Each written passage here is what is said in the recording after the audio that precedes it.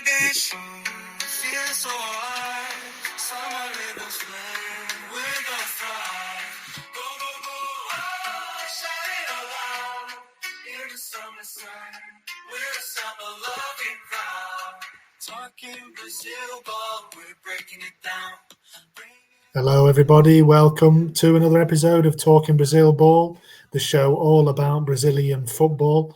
I'm James Brook. I'm here, as always, alongside my co-host, George, Mr. George Brook. How are you doing today, George?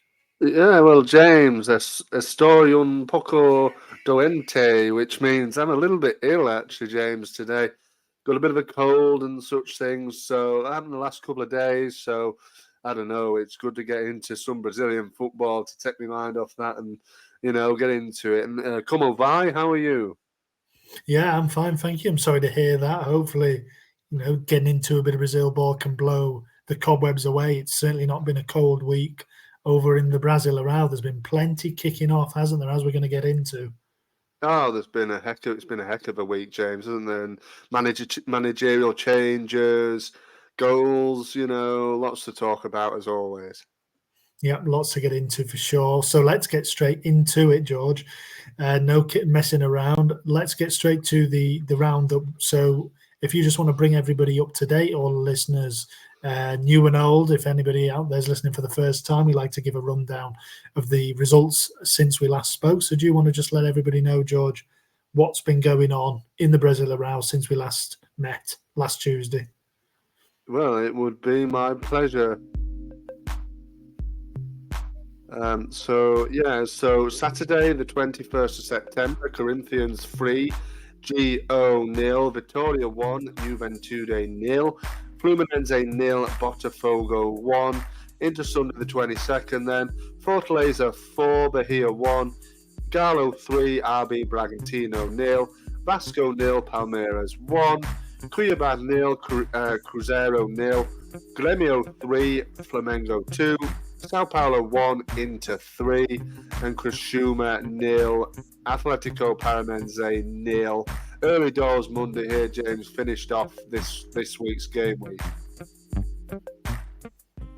Yeah, and as anybody who's been following the show these last few weeks or months will know, George, that inevitably the 0-0 at the end there, although there were a couple this week, was your game of the week, wasn't it?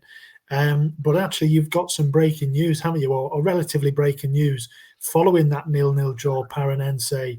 What can you tell us, George? What's happened? Yeah, so like you said, inevitably, James, it's a 0-0 draw for me again. I don't know how many it has been this season, but there has been quite a few. But yeah, like you said, relatively breaking news, which happened today or last night. The manager, Verini, his name is Martin Verini, of course, he was sacked, James, after just 19 games, only one win in the Brazilian Serie A to his name. Not a good performance as manager. He did do well in the knockout competitions, did well in the Cup, did well in the Sudamericana as well, but he just couldn't buy a win really in the league. He's been replaced now by a man named Luis Oscar Gonzalez, or Lucho Gonzalez, who's a 43-year-old Argentine manager. He finished his playing career, James, with Paranense in 2021. He has played in Europe as well. He has a southern France sandwich, 2 spells with Porto, James. In between that is a spell with Marseille, a 3-year spell in France. And he was recently at Inter, your team, under Coudet, but he left when Coudet was sacked in July. Very, very inexperienced manager, really. His only other managerial position was at Syria, Brazilian lower league side, and he's been assistant before in 2022 at Paranense as well. Over 100 appearances for them on the pitch. He played in midfield. So there you go. It's a change of management, and they needed it, James. They really did. Yeah, they weren't in good form at all going into that one. We were kind of mentioning that they were struggling for a little while. And just before we go further into the game that did see off Farini, George, there was another 0-0 there in that match week that you've just run down there, and another 0-0 which cost another manager their job. Do you want to just talk about Cruzeiro for a minute there? And quite unbelievably, really, I think, and pretty unfairly in many ways, Fernando Seabra has been relieved of his duties, hasn't he? And there's a pretty big name coming in to replace him at Cruzeiro. Yeah, absolutely, James. I agree with you. It's unfair, this dismissal for me. They're in a decent position, although they have been in hot and cold form of recent times. But look, they're only 3 points off the top four. It's a little bit of a strange decision to get rid of Seabra for me.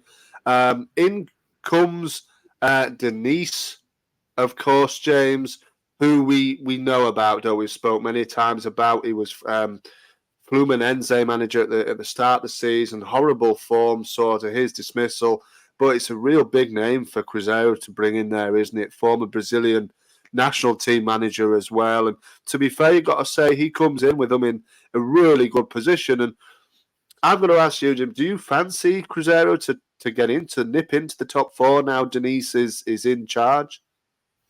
I don't know, to be honest. I think the jury's out very much on Fernando Diniz at the moment. Like you said, they're in a bit patchy form, Cruzeiro. They do have some good players there. Mateus Pereira, as we know, has been fantastic this season. So if Diniz can get a little more even out of Pereira and players like that, perhaps they could sneak in. It is, like you said, very, very tight. You just, for me, look at the teams above them.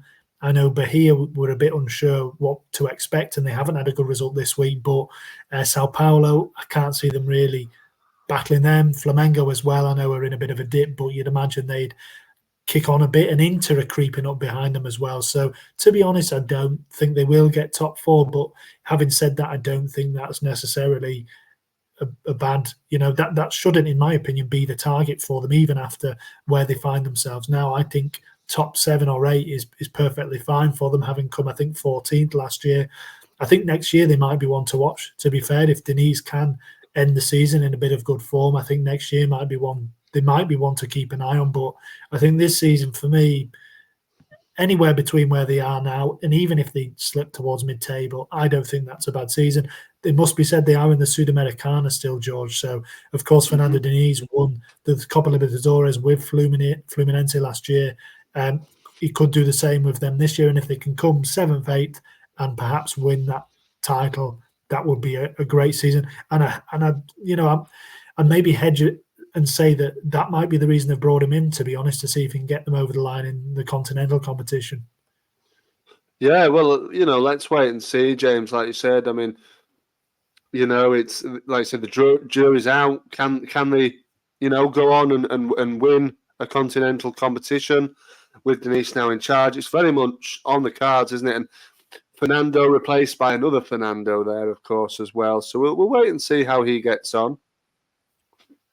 Yeah, we will. We'll see. We'll be keeping an eye on Cruzeiro, perhaps one of the games of the week next week. Let's wait and see, George. But moving on to the games of the week that were this week, of course, we've touched on it there. It was Martin Varini's final game in charge of Atletico Paranense. It was a 0-0 draw, of course. Was there anything in particular that you wanted to pick out on this one? I mean, it was unfortunate, really, but when you pick two teams who are in the form that Criciúma and Paranense are, you're always perhaps liable to get a 0-0. Yeah, I think it is, James. Definitely is. It was always on the cards to be a 0-0, and in this game, although we've touched on Paranense obviously sacking Varini, they brought in the new man Gonzalez, and see if he can get them away from the relegation zone, because they're really slipping into it now. It's a draw was neither here nor there for either team. It didn't help either of them. Criciúma's sitting 15th with 29. Paranense are on 31 points in 13th, so they're 4 points above the relegation zone. Criciúma only 1 point, but Criciúma, James, were the better of the two teams in this game. I don't know how they didn't win this match. Plenty of shots on goal. Well, I do know how they didn't win this game, to be honest with you, James. They found Paranense goalkeeper Michael in inspired form. He made a number of really solid saves. This fella only 20, He could have been in touch with the young player of the round awards here, really, because he did lots of saves here, lots of saves. He's only recently come into the team. I think we've mentioned on the pod before about goalkeeper Leonardo Link. He's been dropped, and in comes Michael, and he's certainly saved them a point in this game. They were all over Paranense with Krachuma. Like I said, I don't know how they didn't win this match, to be honest with you. And probably Paranense are probably the happier of the two to get out of there alive, really, and with a point, Yeah, it doesn't sound like a good performance at all. Very interesting that with Michael. He's obviously, like you said, we have mentioned Link, and it's never been in a favourable light. He seems to have made a few clangers. And obviously, we know Paranense have just sold, or relatively recently sold Bento Krepski, who was obviously the next kind of celebrated hope in terms of Brazilian goalkeeping. And it sounds like it's early days, isn't it? But it sounds like they might well have another one on their hands. He's certainly one to watch, isn't he? Oh, it definitely is, James. Yeah, with his performance in this game to go by, definitely is one to look out for. He played the full 90 in the Sudamericana quarterfinal, which they're doing well. This is what I mean. They're doing well in the cup competitions, in the continental competitions. They won the first leg against Racing Club of Argentina, and he played the full 90 minutes. He played the full 90 as well against Fortaleza. So. And that one before then as well in the cup against Vasco. So he's very much in for now. Whether he's in the manager's thoughts, the new manager's thoughts, I'm sure he will be. And like you said, we know they like the goalkeepers. They seem to churn them out there at Paranense. They very much could have another one on their hands here with Michael. But I think, it was a bit of a dull match. Really. There's just one other thing to point out, James, before we move on is. You don't often see, the officials getting injured in these games at all. Do you? I know in England there's been one or two, situations where the referee or the fourth official has to be changed through injury.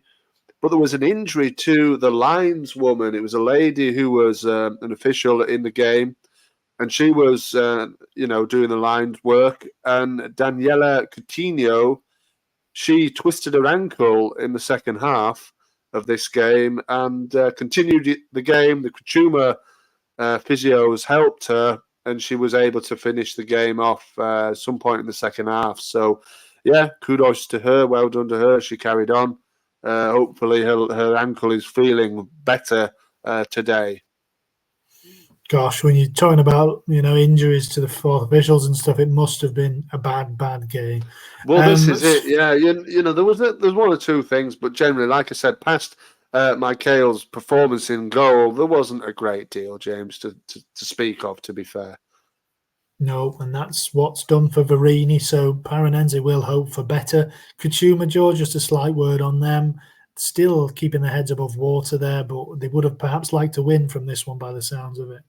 Yeah, I think so. They've been on again really poor form. They're sliding towards the relegation zone, coming off a couple of defeats. Obviously, Palmeiras, they got hammered, but that's to be expected in a way. They'll be really disappointed with the result against Cuiabá a few weeks ago, and I think they were happy enough with this performance. And I think on another day, like I said, if they hadn't found the goalkeeper in inspired form, I think they would have probably won this game.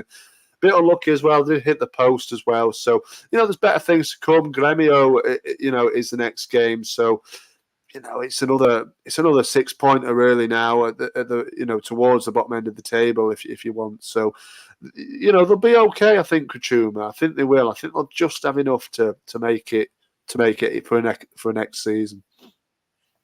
Yeah, and as we'll learn a bit later, Gremio are going pretty well at the moment, so that won't be an easy game as well. Well, thank you, George. That was a good roundup of Paranense, and certainly a new young player for us to keep an eye on as well. That's always interesting too.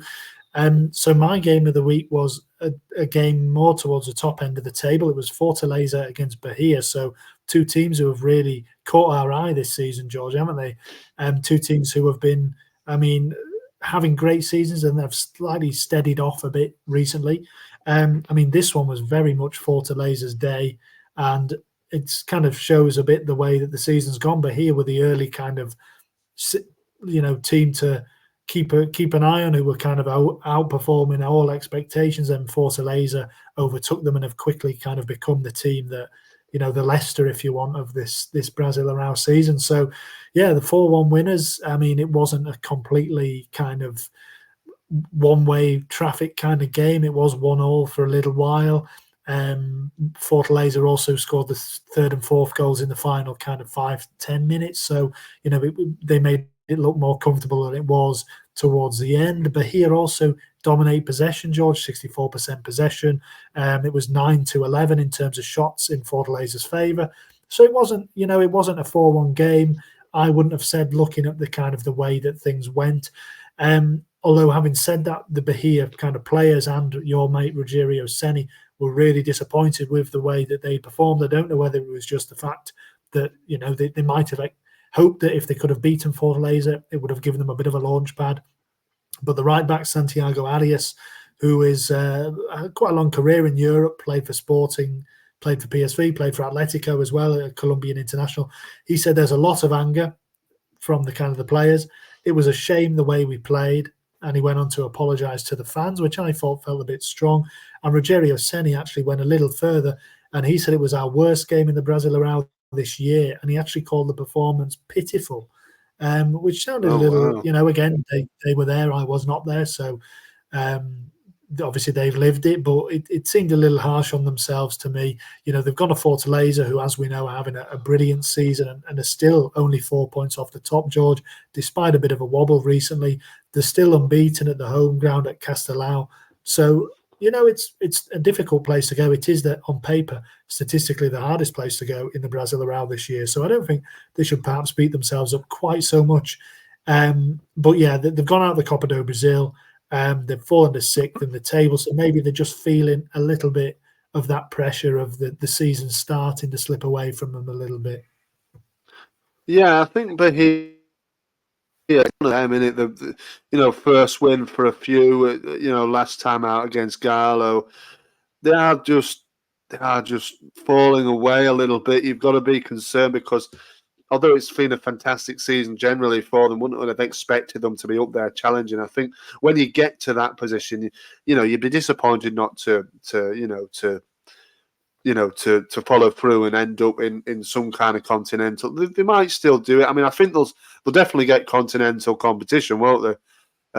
Because the Sudamericana drops down all the way to 12th, so they'll get that, and that's that's a deserved result if they do end up with that. Because, like James, I'm a big fan of Ceni. I am a big fan of Vojvoda as well. So yeah, big win for Fortaleza though, wasn't it? And the back to winning ways, on a little bit of a downward curve recent times, big win, another statement win, really. Definitely a statement win, and probably a sign that they're not going to go quite as quietly as maybe we might have thought the last week or two. I think we've probably been a bit down on them, because when you have a team who are doing so well and then they get a result like the one, especially they did against Botafogo, they lost to Inter, they lost to Corinthians as well, which was a poor result, but they've arrested that. And like I said, they're only 4 points off Botafogo with 11 games to go. I mean, that's nothing really. So they're certainly not out of it. They've kind of, if they've bounced back now from that bad result, then they're still in a very good position. Obviously, there is a long way to go, and there's still time for them to implode a little again. But that Copa Sudamericana, like I said, they lost to Corinthians.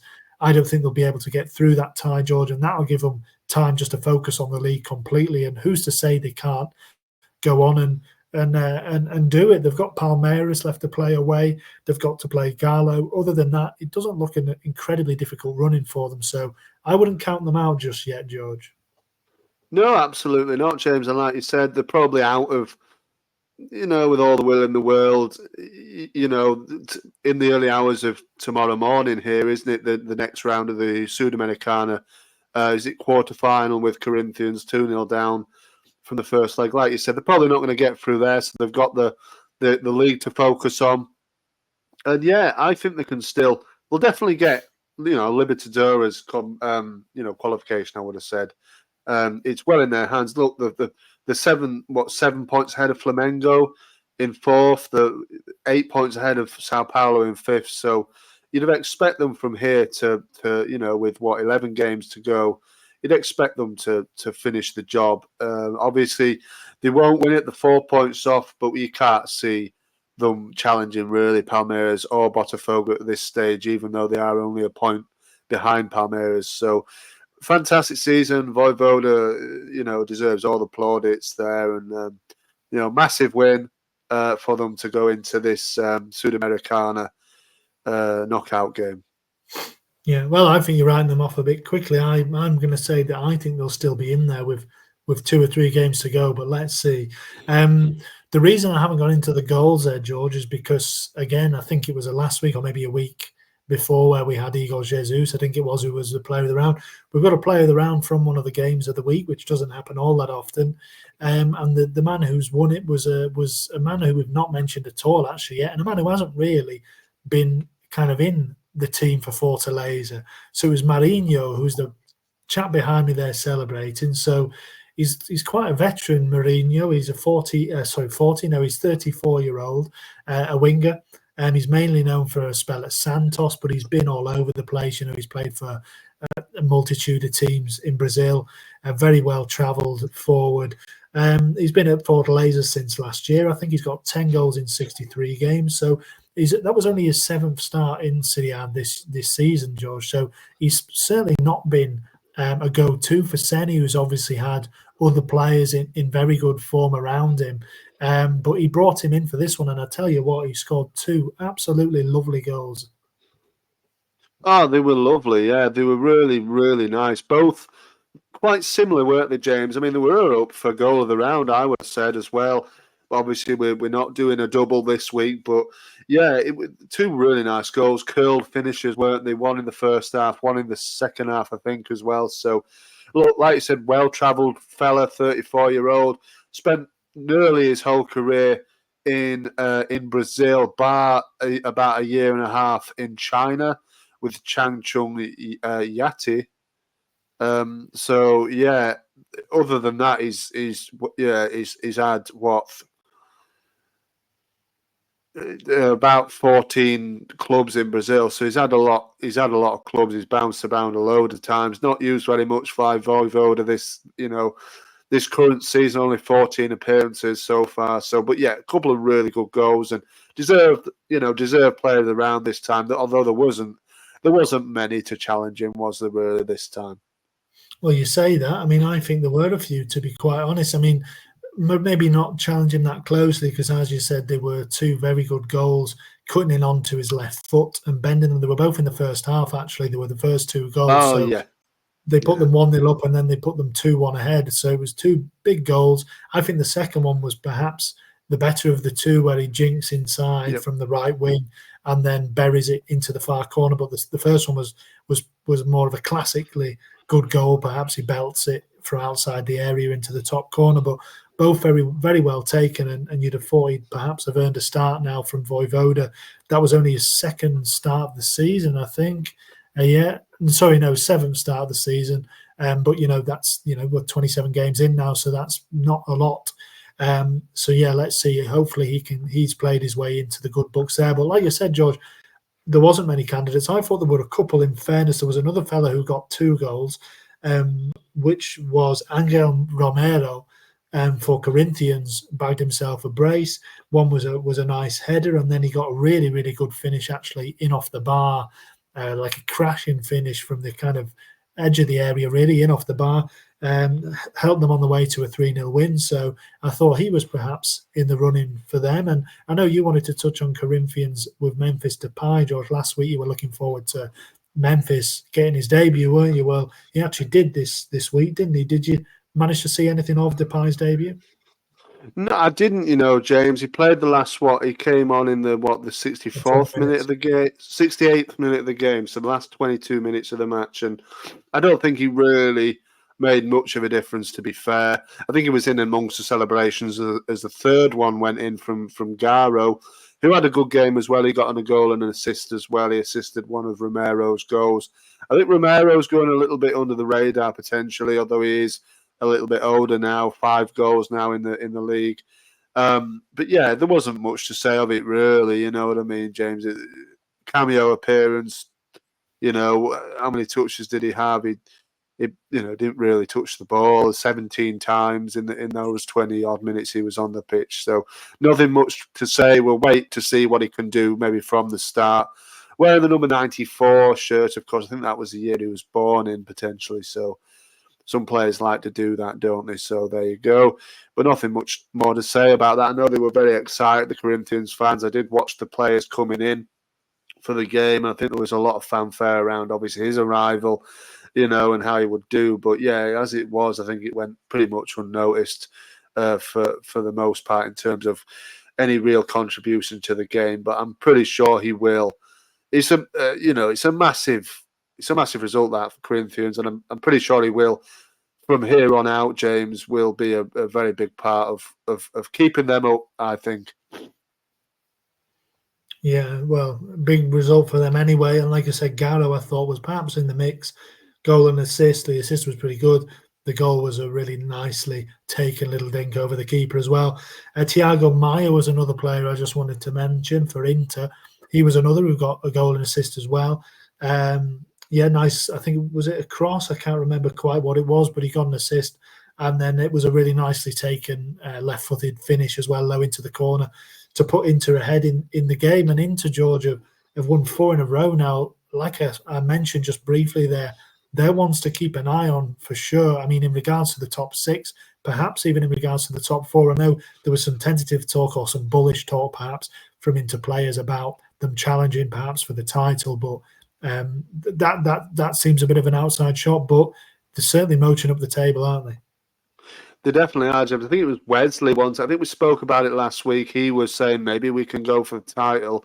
You've got to say that I think they will be good for the definitely knocking on the door for top 4 here. They've got their final game really of the world. I think depends because they've got two on some of them, haven't they? Still, but I think the final game sort of in hand is to be played on Wednesday evening, tomorrow evening English time, 11 p.m. against RB Bragantino. And if they win that, that'll put them in above Sao Paulo into 5th place. So it's a massive win and a big confidence boosting win against Sao Paulo, who, again, like many of the teams, it seems have hit a little bit of a snag in form. So, yeah, but it was a massive win for them, and they're really shooting up the table. 6 undefeated now, 5 wins of those 6, and like you said, James, 4 in a row now. And it's a train that doesn't look like stopping anytime soon. No, definitely not. And we spoke last week about how it was a big game for them against Sao Paulo, and perhaps a decent down to play Sao Paulo just because they're in the middle of that Libertadores double header, aren't they, against Botafogo? First leg was 0-0 in Rio, so that was their game in between that, and then they'll play again in the early hours of Thursday morning. So it was perhaps a good time for Inter to play Sao Paulo, not being in any other competitions themselves, and obviously they took advantage of that. So yeah, Thiago Maia pulling the strings, I thought he deserved the mention for Inter. And another player who I think we're going to touch on later is Davison for Gallo, George. Also another man with a goal and assist, and a really well-taken goal, which again we will speak about, and a really well-taken assist, which was a nice flicked header. So I don't want to go too much into Davison because we are going to go into him and into Gallo in a little bit, but I thought he deserved a mention in terms of the player of the round sweepstakes as well. But in the end, Mourinho, I think, was a worthy winner with those 2 really well-taken goals, and the fact that it gave Fortaleza such a big result too. So well done to Mourinho, and let's see if it gets him a start for the next game. So let's move on to the young player, George, because again, there were a number of players to talk about here. A number of new players onto our radar, which is always exciting, isn't it? Obviously, you've mentioned Mark Howlett. Yeah. And another one who perhaps maybe should have been on our radar before, but wasn't, I don't think. He hasn't won it, but he was certainly in the running, is Cadu. So you might know him, George, being a Gallo fan. 20-year-old striker. He got a header in their win, didn't he? Yeah, I mean he's quietly going about things, James. That was his third Brazilian goal of the season, and yeah, it was a decent goal. That one nicely taken, and he's a product. I think he's a product of the academy at Galo. So one of their own. He's a rooster, and so yeah, I think they're good to do it. Yeah, for me, he could have won it. I think it was potentially more maybe your influence this one that for the young player around this time potentially. Potentially. I mean, I just thought, yeah, it was. I mean, it was a good header, decent header from Cadu, nothing special, I didn't think. And to be quite blunt, I don't think he is a player who we're going to have to be keeping that much of an eye on in terms of the future. No. I don't think he's got to move to Europe in him, to be quite frank. But I hope he goes and proves me wrong. But I don't think he's got that star quality. One player who might do, George, is I mean, look, let's talk about Flamengo, because the winner of the Young Player of the Round is from Flamengo this week, and it was always going to be, because George, they put out an incredibly young team. I mean, they had I've got it down here, 6 players who were eligible for our Young Player of the Award, 6 players who were 21 or under in the starting lineup, and 3 more substitutes who were 19, 18, and 19 between them. One of those substitutes scored, but one of the other younger players who started also scored, and that was Mateus Gonçalves. So, what did you think about his goal? It was a really nice goal. I mean, it was in, we must say, they lost to Grêmio, so that's the game that we'll look at. But yeah, Mateus Gonçalves with a really good goal, wasn't it? And he's another one who's coming in and playing Yeah. a decent amount of games. Well, he's played 7 games so far this time, James. He was on the bench in the defeat in the Libertadores in the week as well.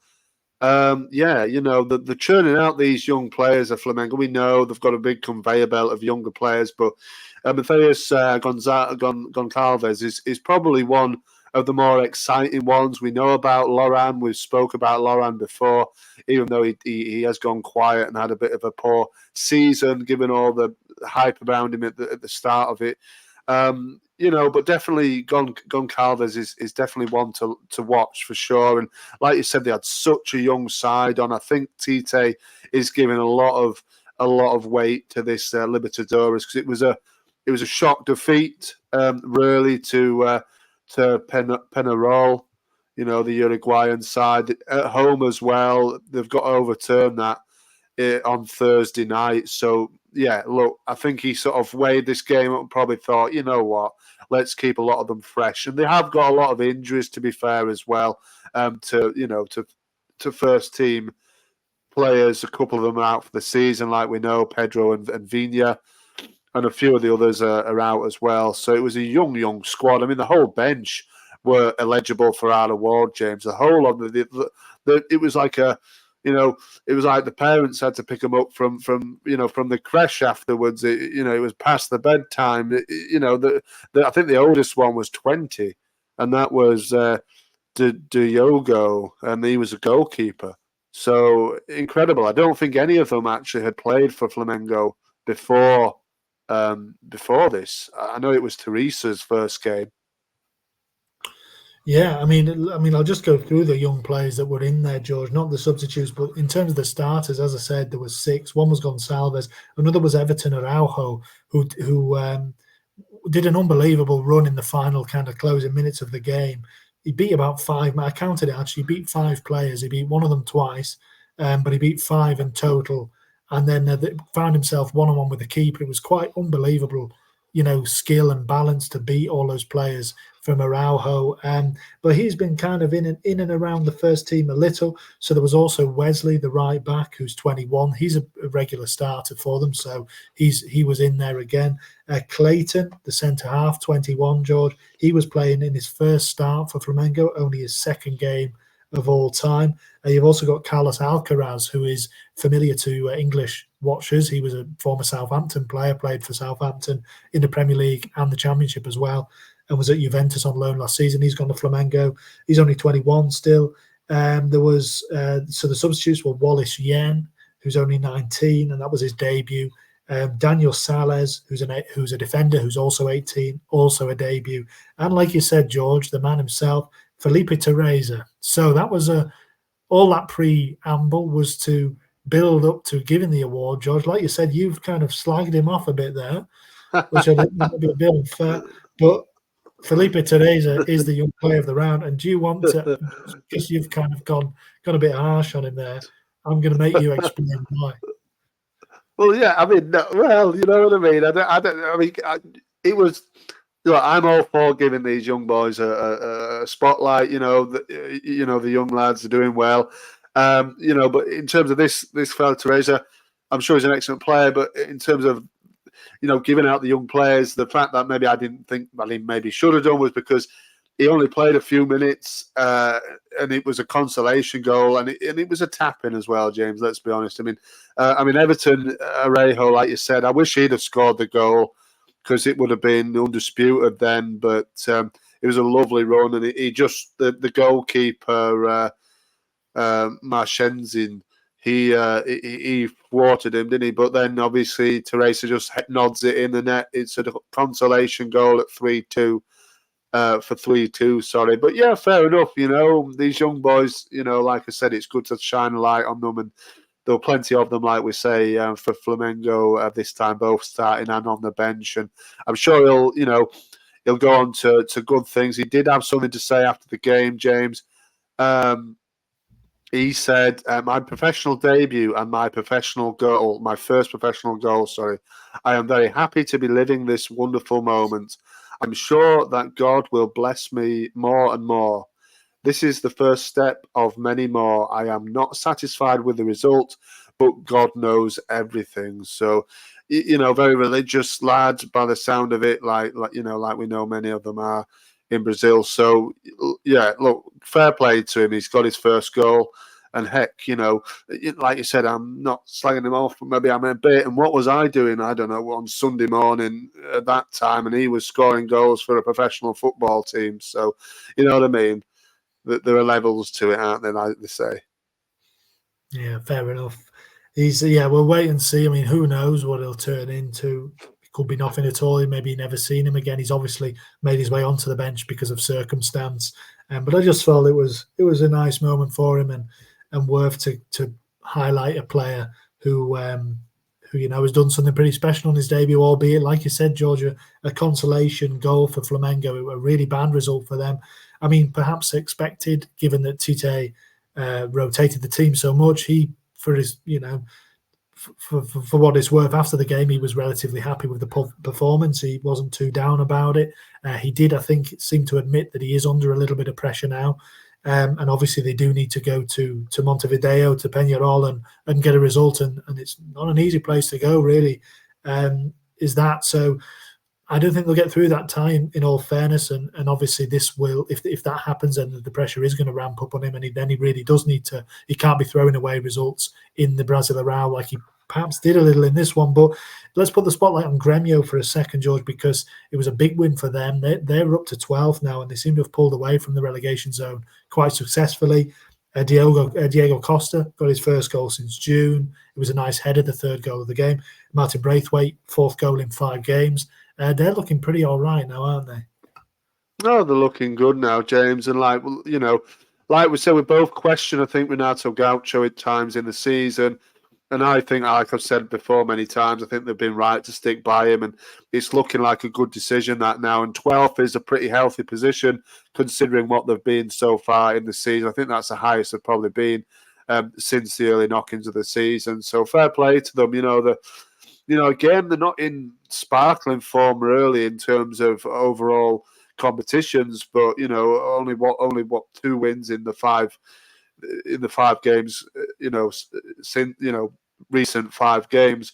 But they're getting there. They're in the better form than they were, and like you said, players like Martin Braithwaite seem a really, really good, solid signing. Like you said before, James, we know that players coming in from maybe past the prime in European leagues come to Brazil and think they can do it. Well, Martin Braithwaite definitely has done it, and he's definitely been a success. I know this goal was just a tap in. Basically, the goalkeeper kicked it onto his foot. Really, he couldn't really miss that one. But that's the way they come. Sometimes he'll take it, and obviously Diego Costa coming back with a goal. That was his first in the Brasileirão this season, wasn't it? So I think the other one he got was in a cup competition. So yeah, it's all good signs for them. Diego Costa is a big player for them, and will, no doubt they'll hope, bring goals as well, like Braithwaite does. And if he does, there's only one way, and that's up for Grêmio now, I think. Yeah, you'd imagine so. I mean, they're not out of it yet. They're only 3 points, I think, clear of the relegation zone. Packed down there, there's a couple of bad results and they could be back in it, but that was an enormous result for them. They were helped by a sending off. Flamengo were down to 10 men for quite a portion of the game. Carlinhos was sent off. He also punched the VAR sign after being sent off. He gave a good big right hook to the VAR kind of banner and gave it a smash. But I think, unfortunately, one thing, George, that has come out of the game, which is really, really disappointing to hear, is that Flamengo have reported racism from the Grêmio fans towards Carlinhos as after he was sent off. So they put out a statement just after the game to say that Carlinhos suffered racial insults when leaving the field after being sent off. The player says he heard monkey imitations, and a video clearly shows a voice uttering "little monkey." Flamengo fully supports the athlete and awaits CBF's position. So disgraceful, nothing short of disgraceful. I mean, unfortunately, Grêmio, I think, do have a little bit of a reputation as being a club who struggle with this kind of thing. And that's just really, really disappointing to hear. And obviously, we hope that the perpetrators are found and things are put right there. But obviously, a really, really, not what you want to see in this day and age, is it? No, it's disgraceful. I mean, people need to be educated, and yeah, it's disgusting behaviour, James. You shouldn't be anywhere near that in any walk of life. People are just morons, aren't they? And yeah, they need to be found, those people, and given the right, punishments, because the fella shouldn't be going onto the pitch and experiencing that. It's disgusting, and I didn't hear anything about that, but that certainly put me off that club in a way, which there you go. Yeah, well, so I mean, not all clubs. A lot of clubs have their idiots, don't they? And it must be said, it's not the whole ground, but it's certainly. I know the Grêmio, I've heard of they have a checkered past with things like that. So, really, really disappointed here. Like you said, disgusting. Nobody should be subjected to that, and hopefully Carlinhos it has a good support from the people around him. So we'll have to keep an eye on how that develops, because I'm sure it will develop in some ways, George. So an unsavoury incident for Grêmio on what should have been a good 3 points for them, but definitely, obviously, marred by that kind of incident. So moving on, then we'll move on to the goal of the round. So, like I mentioned, George, I mean, actually, this week was a really kind of stellar week for goals. I thought there was nothing that maybe stood out immensely. Like you said, if Everton Araujo had finished off that unbelievable run, then he would have won, I think, both the young player and the goal of the round, but he didn't. It was saved by the goalie. So there were a couple of contenders. I mean, I don't know if there was any you wanted to pick out. I know we've mentioned a couple. Marinho, obviously. I thought Romero's one that went in off the bar was lovely. Alan Patrick got a nice one for Inter, another one that went in off the bar. Any that caught your eye in particular? I don't think so. I think you've covered all of them, James. I think there were, like I said to you before, I think there were a few nice little curlers this week who, it wasn't much in it to decide what we were going to give, the award to in the end. But yeah, I think you've probably mentioned all the ones I feel like, obviously Marino with his two, they were probably either on another day, either one of them ones could have won. I think you've probably covered all the ones. There were, like you said, a couple of nice goals in the Inter game. Romero for Corinthians got a nice one. So yeah, I mean there were a few really like excellent finishers in this one. No real standout winner, but I think you've covered them all there. Well, you talk about me pushing for Teresa to win the young player. I think you were the driver behind this one. So we gave it in the end to Davison. Do you want to explain why? Obviously, George, a good chance for you to, be positive about Gallo for a change this season, because it hasn't always been the case. But they came up with a thumping 3-0 win over Red Bull Bragantino, and Davison got them underway with a lovely first goal, didn't he? Yeah, The first look, goal. James. Yeah, it was first goal for the club. I think, Milito, is under pressure, and like you said, a bit of a chance to be a bit positive. They battered Bragantino in this game. They were well and above them. Davison, like you said, first goal for the club. He did miss a penalty beforehand, and it did seem to hurt him. That really, he scored the goal, which was a wonderful goal. It has to be said. He did start the move, sprayed it out to the right, to the left hand side. Then it was crossed in to the box by Rubens, and he just volleyed it. It was a lovely finish, controlled it, out the air, picked it out the air and into the net. And I thought I don't know, it just kind of caught my eye, this one. And I'm not being biased because, it's one of them things, isn't it? But you do like to see your team do well and score nice goals. And you haven't had a lot to really shout about, really. It was needed, that result, James, because if they didn't win, so they lost it, they would only be 5 points above the relegation zone. So people they have to start being realistic and say, this isn't a good season here for Gala. They did lose their first leg of the Libertadores. Is it quarter-final, isn't it, against Fluminense in the week. They've got the second leg of that game tomorrow evening as of recording. So, yeah, look, they had to win and come up with something. Davison definitely sent them on the way, and he had this to say afterwards, James, going to social media, as most of them do nowadays. Today was a mix of emotions, and thank God we emerged victorious. I want to apologise to our fans for the lost penalty, but I will always persevere for the best of the team. It was very special to score my first goal with this shirt. I'm very happy, and I thank the masses, my colleagues, and my wife for their immense support. God has a purpose for each of us. Let's go for more. So he was very emotional he was crying after he scored. I think he was so upset that he missed the penalty. And like I said, it set them on the way to a much needed win, really. And that was it. I just thought, he deserved that. And I know he came from Cuiabá, and he hasn't really pulled up any trees yet. But there you go, first goal. Yeah, he did well at Cuiabá actually last season. He was a bit of a talisman for them, and there was a bit of an incident. I think he led to a bit of a blacklisting for some reason, and then obviously he was sold. I mean, he's landed on his feet at Gallo. He actually was so upset that he missed that penalty, George, that he didn't celebrate the goal that he scored, which was a bit of a shame in a way. I mean, like you said, it was a really well taken volley, picked it out the air and sent it back across the keeper into the bottom corner. But he was so upset that you might notice he held up his hands as if to like we see players do when they score against former teams.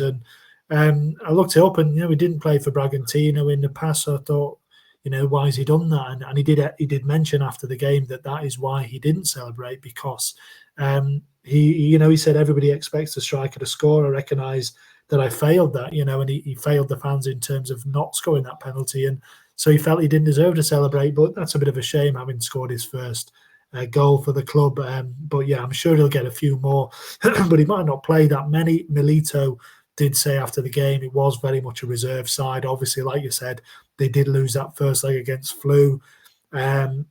Difficult to say which way it will go in the second leg. I mean, you're a Gallo fan, George. Which way do you think it'll go? Flu, obviously, not in particularly stellar form themselves. I mean, they lost as well heading into the game. Gallo won, so perhaps that might just give them a little boost. It is at home as well. So which way do you see it kind of going there? Well, I think they've got to be confident, Garlo, James. Going into it off the back of a win. I know, like you said, it was a reserve side potentially for this one. Obviously, Milito, like the other coaches, are putting a lot of weight behind the Libertadores and the continental competitions, which is a chance, obviously, to win fantastic silverware. So, yeah, I think they'll win. Actually, I think they'll turn it around, and I think they'll get it. I think they'll get through. Like I said before, I think the competition is keeping Milito in his job. and I think it's I think they're in the semi, aren't they, as well of the Brazilian Cup against Vasco in a week or so. So that's another big game. So they're fighting on three fronts really, and it's maybe understandable that the league form has gone a little bit to pot. I don't think the league is. I think they'll probably see that they're comfortable. I think in sort of mid-table, and they're probably not going anywhere. What are they, ninth now? So we're probably not going anywhere. They're probably wanting to throw weight around the cup competitions, and just on Davison again. Obviously, he got an assist for Hulk as well. Really nice little flick. It was route one that last goal. But nice little flick on header. He got the man of the match from the club as well, I think, for his performance in that one. So a lot of confidence to be taken. But to answer your question, James, I think they'll get through. I do. I don't really see. I know Fluminense just seemed to scrape that win really. Last few minute goal, Lima, 87th minute winner. So I think it was very, very tight, the game, and I expect it to be again. But I think we'll get in. I think we'll win. Yeah, well, that would make up for the league season, like you said, if they can be comfortable and get to the final or win the Libertadores. But Flu, obviously, as we know, are not going down without a fight in the competition that they won last year. So very fascinating game to come in Belo Horizonte over the next couple of days. So that's the roundup done this week, George. There's a couple of teams we haven't obviously touched on there. But do you want to give us a kind of a look ahead to next week? Because there's a few big games. Like we said, it's a funny time of the season with the cup games in midweek, and teams obviously trying some youngsters, playing out some slightly under par or some under kind of strength teams. So there's a few games I've got my eye on here. So do you want to run through and see what we've got to come? It's all, again, that there hasn't seemed to have been a double kind of match day game week for a while. So there's only the one round of games again, starting on Saturday, ending on Monday. So do you just want to run through those, and then we'll have a look at our games of the week for next week? Yeah, seria prazer, James. It would be my pleasure. So the game week starts. There are a couple of games actually tomorrow. Grêmio host Criciúma and RB Bragantino host Inter. Into Saturday, then the 28th of September, 10:30 kickoff, sees Palmeiras against Galo. Sunday, then the 29th, Botafogo hosts Grêmio, 1 a.m. English time. 3 p.m. English time, Juventude against RB Bragantino. Then at 8 p.m, James, Gio against Fluminense, Fortaleza against Cuiabá, and Sao Paulo against Corinthians. 10:30 at night over here, Bahia against Criciúma, Cruzeiro against Vasco, and Inter against Vitória.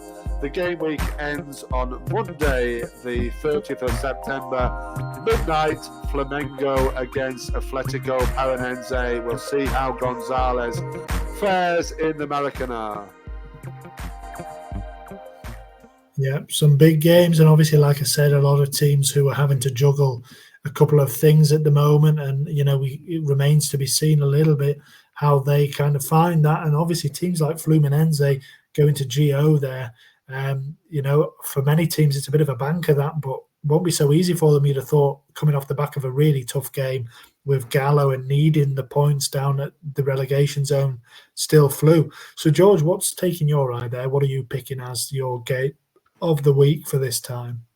Well, yeah, I mean, it's interesting, James. I actually didn't have a look at the fixtures before just now, actually. So I'm going into it a little bit fresh here and thinking, wow, what should I go for? Like you said, Gio against Flu is quite a attractive one, isn't it? With the two teams right at the bottom fighting it out. Although Gio do sit, like you said, it's a little bit of a banker, isn't it? Really for many teams, and I think a lot of both of us seem to avoid Gio a little bit. Obviously, there's Gonzalez, Lucho Gonzalez, with his first game as as Paranense boss. So I don't know. I'm going to go with the Sao Paulo derby as well. I think I'm going to go with Gio, actually. Gio against Flu. Yeah, fair enough. Yeah, like you said, it is an interesting one. If Gio can stand up a little bit, then they could shock them. And Flu, like I say, really do need those points. They can't go there half baked, although they might have to, depending on how the result goes against Gallo in the Libertadores. So I think that's a really interesting one. So yeah, good choice, I think, George. I'm going to go with, like I said, I've always been keeping a keen eye on what. Obrigado, yeah, no problem. I've always been keeping an eye on what Fernando Diniz has been up to, and I find it fascinating that Cruzeiro have decided to part ways with Seabra at this point of the season. Obviously, before they play this game against Vasco, we'll know if they're into the Sudamericana semi-final, which it does look as though, to me, as though they will. First leg was a 2-0 win over Libertad. So on the back of that, they should be relatively positive, and I'm going to just, cast my eye over that and see how they get on against Vasco. Vasco always an attractive team, I think, to watch. And I saw Coutinho, I don't know if you saw it, George, was back to his old tricks. He did a lovely little piece of skill, beat two Palmeiras players and shifted it through the legs of another. It's worth keeping an eye, or, Googling that, looking up that on Twitter if you haven't seen that already, because Coutinho really showed some of his old magic. So, yeah, Cruzeiro against Vasco for me, I think. Yeah, it's a good choice, James. I think, like you said, Denise, first game in charge. Yeah, very, very attractive. Like you said, Vasco, like you said, always fun to watch. And Paiva's, doing a good job there, isn't he? So, they're chugging along nicely, although obviously lost this time around. But no disgrace to Palmeiras, of course. No, it was tight as well, wasn't it? So that concludes, I think, George, the roundup for this week. So just before we say goodbye, do you want to let the listeners know what all of that means for the Brasileirão table as things stand? Again, it would be a pleasure of mine to do so, James. So first is Botafogo with 56, second is Palmeiras with 53, third Fortaleza on 52, fourth Flamengo on 45, fifth is Sao Paulo on 44, with 42 points, James. In sixth is Bahia, seventh is Cruzeiro also on 42, on 41 is Inter in eighth position, ninth is Galo on 36, 10th is Vasco on 35, 32 points, and 11th is Juventude. In 12th is Grêmio on 31. 13th is Paranense, also on 31. Also on 31 as well is RB Bragantino in 14th. On 29 points in 15th is Criciúma. 16th is Vitória on 28. 17th and into the relegation zone, James, Corinthians on 28. 18th is Fluminense on 27. 19th is Cuiabá on 23. And as always, James, propping up the table is 20th place, Atletico GO on 18 points. Yeah, we didn't mention Vitória there, actually, but it's worth just highlighting them. I mean, they've won 2 in a row now, 2 clean sheets in a row. They've beat GO and they've beaten Juventude in back-to-back games, and they are keeping their heads just above the relegation zone there. I mean, Corinthians won 3-0 and they couldn't get out the relegation zone. That speaks a lot to how deep a trouble they are in. And if Vitória just keep picking up those little wins, it doesn't matter what they do, they're going to struggle to get out. Yeah, they definitely will. Although, I really like Carpini. I think he's done a really good job. That would have meant a lot to him winning that game. Of course, he took Juventude up last season, so that would have been a huge win for him. I like him, and I like him. I think, but I don't think it's going to be enough, possibly, to keep him up. I still see Corinthians and Fluminense getting out of it personally. I think Criciúma and Vitória might be the ones that slip in, but it's going to be very close. I mean, up until 11th position with Juventude on 32 points, James, it's anybody's for relegation, I think, apart from GO and probably Cuiabá, who are cutting adrift now. I think those 2 positions are up for grabs, really. Yeah, I think there's 4 points or something, isn't there, between 17th and 11th. So it's really, really going to go down to the wire. And as we get to this stage of the season, a loss, these teams will start playing each other. There'll be plenty more of those big games head-to-heads, and they're going to count for a heck of a lot. So Vitória are certainly fighting themselves out of it. And like you said, Cuiabá especially, I mean, GO have gone, I'm pretty sure of that. Cuiabá are the one who are not quite being able to put up a fight properly, but the others down there are still going tooth and nail, and that's why the flu game is so interesting, I think, this weekend, because although Gio look like they might be gone, they're not quite gone. So they might, if they get a win there, who knows? They might suddenly believe they can get 3 or 4 wins from the last few games. So yeah, lots to play for, certainly, George. Another good week, another lot to look forward to with the continental round this week, and then the obviously the weekend action. So I'm sure you're going to enjoy it, although you're probably going to get to have a little bit of rest first, I presume, aren't you? Well, yeah, potentially. I mean, you've seen me coughing a little bit throughout the thing, putting a, mute on and sort of coughing, but I'm okay, get a bit of rest, look forward to that. And no apple juice this week, James, which is a shame, but could have helped with me cough potentially. Yeah, no suca de mama. No, that's it. We'll see you next week. Adios.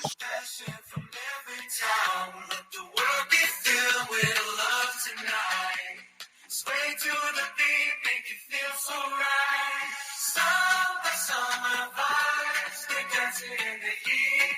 Go, go, go. Can't be beat up in Brazil, go spread love in every way. In the sound of paradise.